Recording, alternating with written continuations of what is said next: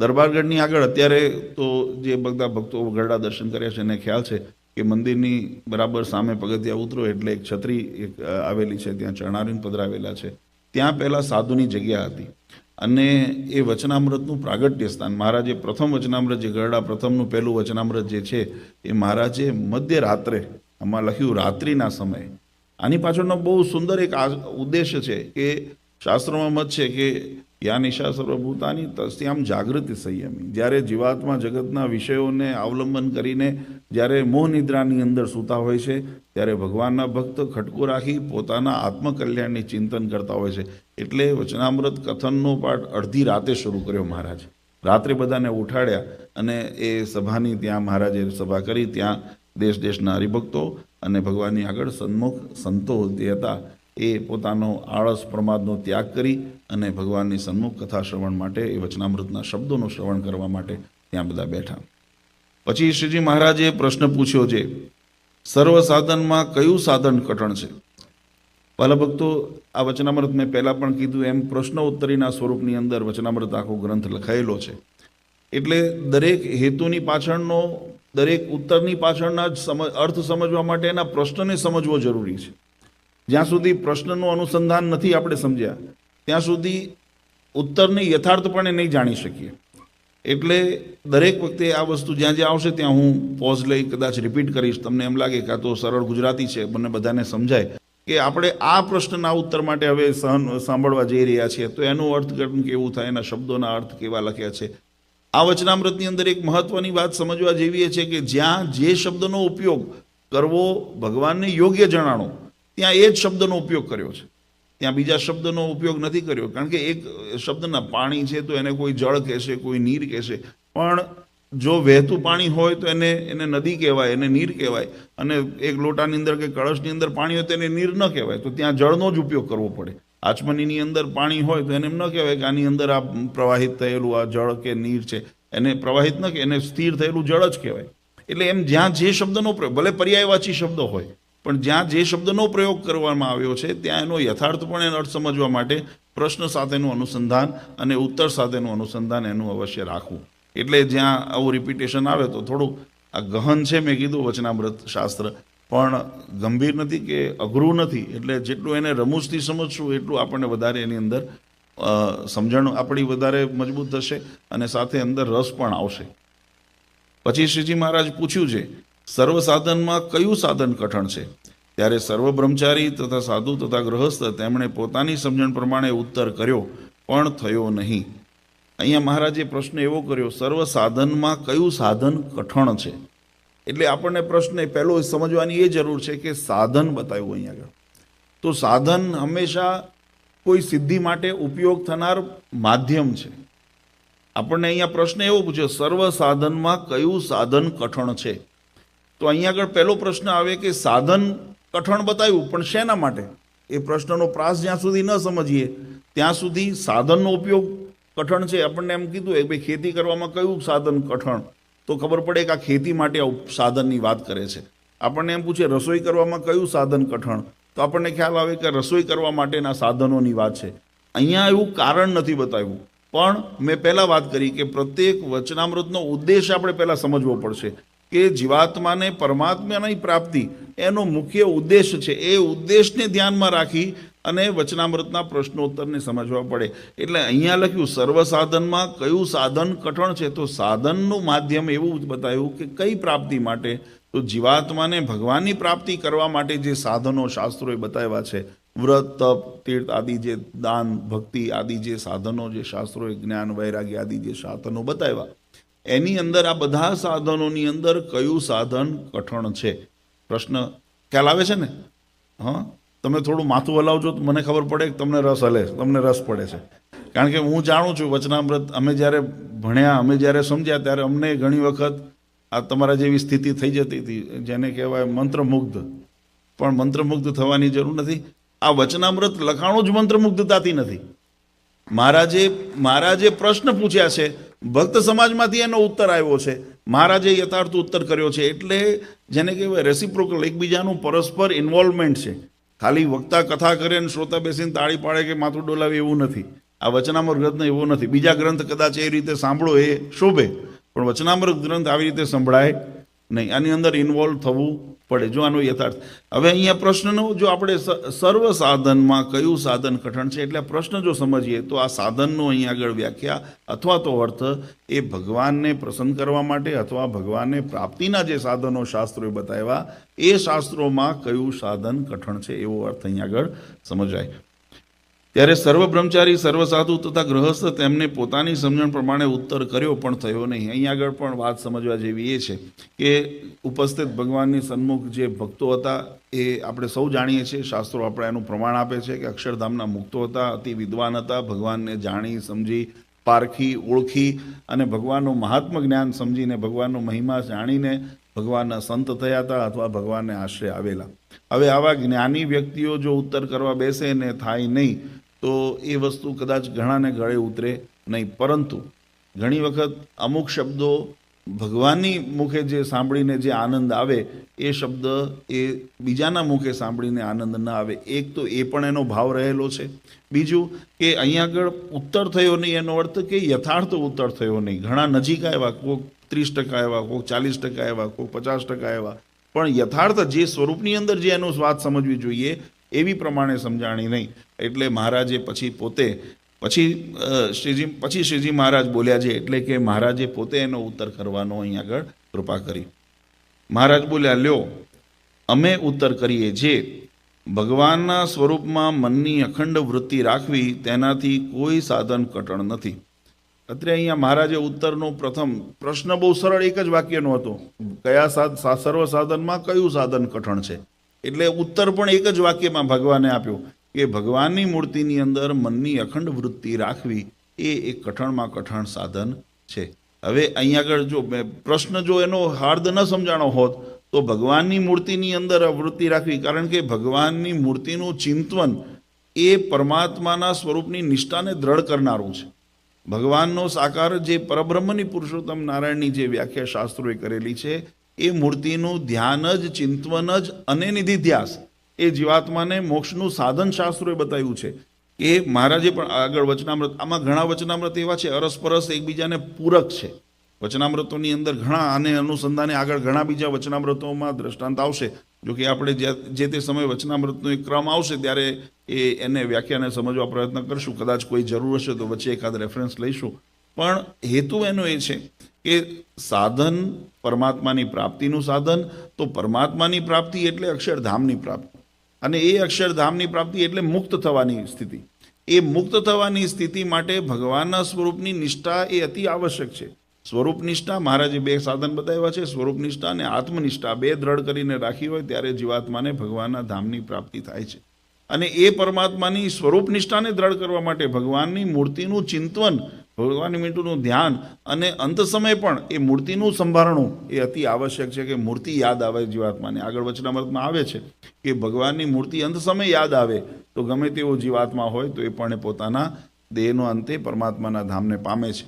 તો એવી પરમાત્માની મૂર્તિનું ચિંતન કેમ થાય, તો એના માટે નિધિધ્યાસ શાસ્ત્રોએ બતાવ્યો છે કે રોજ અભ્યાસ, એક વખત મૂર્તિના દર્શન કરવાથી એ મૂર્તિ કદાચ અંતરમાં ન ઉતરે, પણ એનો નિધિધ્યાસ કરવાથી, એનો અભ્યાસ કરવાથી, વારે ઘડીએ મેં પહેલાં વાત કરી એને ઘૂંટવાથી એનો રંગ ઘાટો થાય, એ અંતરકરણમાં ઉતરે છે. તો એ મનની અખંડ વૃત્તિ, અખંડનો અર્થ થાય છે તેલ ધારવત, જેની અંદર વિભાજન નથી, જેની અંદર કોઈ ક્ષેપકપણું નથી, કોઈ અંદર એની ત્રુટિ નથી, એવું અખંડપણું જે બતાવ્યું.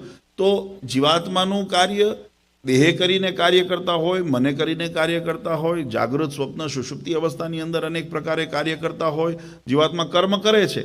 તો આ ત્રણેય અવસ્થાની અંદર પરમાત્માનું ચિંતન અનિવાર્ય છે, પરમાત્માની મૂર્તિનું અનુસંધાન અનિવાર્ય છે.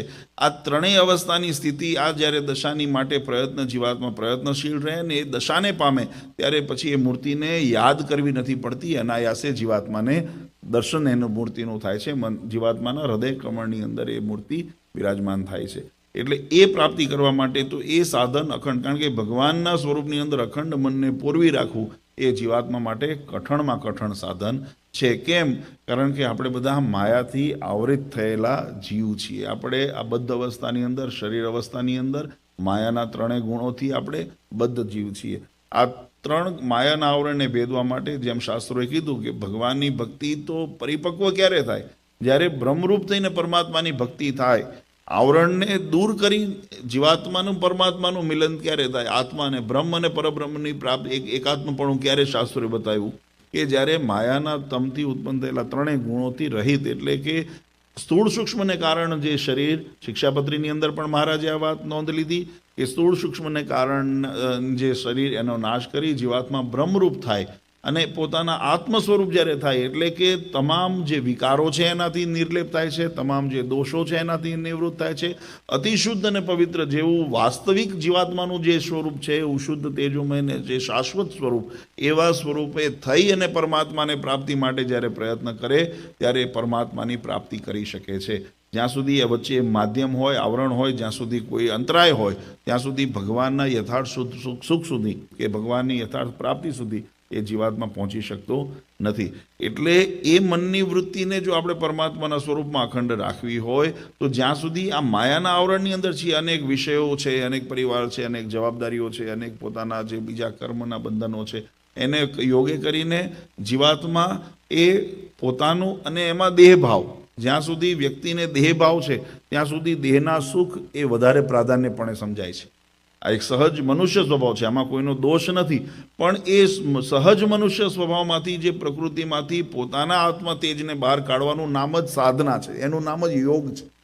જે પોતાના શરીરના બદ્ધ અવસ્થામાં રહેલો જીવ આ સહજ સ્વભાવ, તમે કોણ, તો અરીસા સામે ઊભા રહીએ તો આપણને થાય આ હું છું, પણ એ હુંની અંદર પાછા પોતાનાપણાને ગોતવાનું, એ જ એનું નામ શાસ્ત્રોએ યોગ કીધું છે. એનું સાંખ્ય યોગ આદિ શાસ્ત્રોના માધ્યમ બતાવ્યા અને યોગ બતાવ્યો છે. આત્માના સ્વરૂપને જાણવું, તો એવું જે સ્વરૂપ જાણી અને જ્યારે પરમાત્માનું ભજન થાય ત્યારે કરીએ ત્યારે યથાર્થપણે ભાવ સુધી પહોંચાડે છે.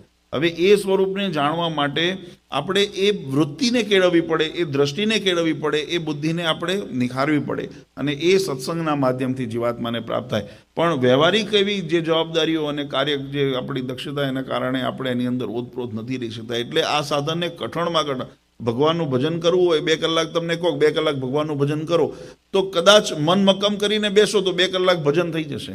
ઘણાને રસેન્દ્રિયો જીવ ઉપર વર્તતી હોય તો પોતે ઉપવાસ કરવાનું આવે તો એને ન પહોંચાય, પણ એને કીધું હોય કે ભાઈ આજે એકાદશી છે, મન મક્કમ કરો, આજે ઉપવાસ કરવાનો છે, તો એકાદ દિવસે ઉપવાસ કરી પણ નાખશે. પણ એ અખંડ અને અવિરત એ નિત્ય પ્રત્યે એવો ભાવ રહે એ સંભવ નથી, કારણ કે પ્રકૃતિ સ્વભાવ એવો નથી. એટલે એ સ્વભાવને કેળવવો જરૂરી છે. જ્યાં સુધી એ સ્વભાવ ન કેળવાય ત્યાં સુધી એ સહજતા ન આવે, અને સહજતા ન આવે તો લાખ પ્રયત્ન કરે પછી પણ એ સિદ્ધ દશાને આપણે પામી શકતા નથી. એટલે જ્યાં સુધી એ જે સિદ્ધ દશા પામવા માટેનું જે સાધન, એને સહજપણાની અંદર લાવવા માટેનું માધ્યમ, એટલે અખંડ ભગવાનમાં મૂર્તિની અંદર મનની વૃત્તિ પોરવી રાખવી, એવું જ્યારે પ્રયત્ન થઈએ પછી મેં કીધું કે મૂર્તિને યાદ કરવી પડતી નથી, મૂર્તિ આપોઆપ આપણને સંભળીને રહે છે.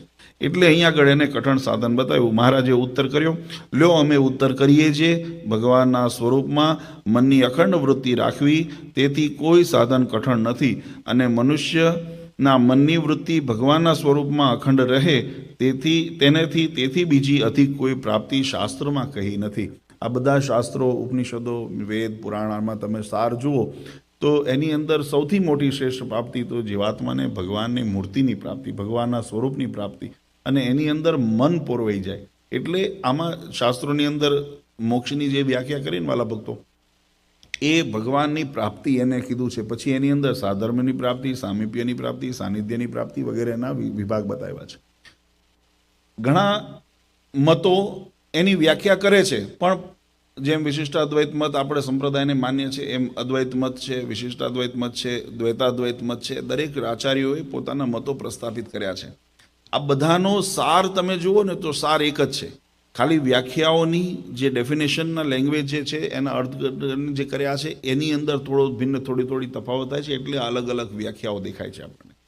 દરેક શાસ્ત્રો, દરેક સંપ્રદાયનું એક સૂર એ સાર નીકળે છે, જે સનાતન વૈદિક પરંપરાને આધારિત છે કે જીવાત્માની ભગવાનની પ્રાપ્તિ, આ એનો મુખ્ય ધ્યેય રહેલો છે. ભગવાનની પ્રાપ્તિ થાય એટલે ભગવાનમય થવું, એને શાસ્ત્રોએ ભગવાનમય થવું એવા શબ્દોથી પણ અલંકૃત કરેલા છે.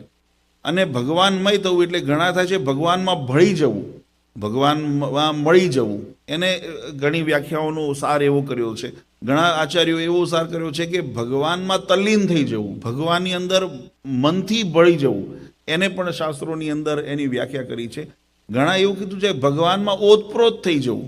આ બધી વ્યાખ્યાઓ આ શાસ્ત્રોની વ્યાખ્યાઓ છે.